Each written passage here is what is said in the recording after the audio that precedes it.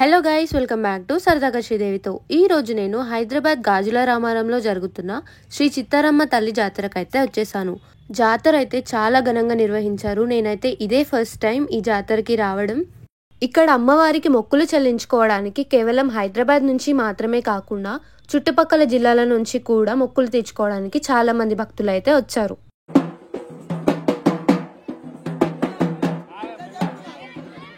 ఈసారి జరుగుతున్న స్వర్ణోత్సవాలు సందర్భంగా గుడిని అయితే చాలా అందంగా అలంకరించారు. ఇక్కడికి వచ్చిన భక్తులకి ఎటువంటి అంతరాయం జరగకుండా చాలా బాగా ఏర్పాట్లు అయితే చేశారు.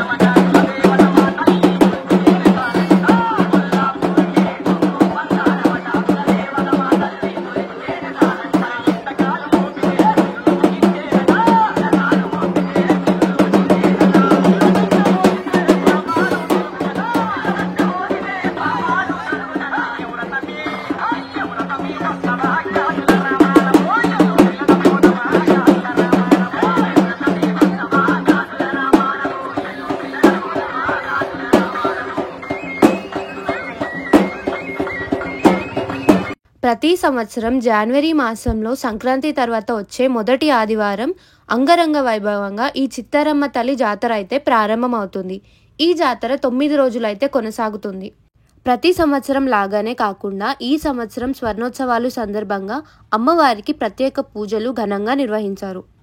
ఈ రోజైతే అమ్మవారికి ఘనంగా బోనాలు మరియు ఒడిబియ్యం సమర్పణ అయితే భక్తులు సమర్పించుకున్నారు.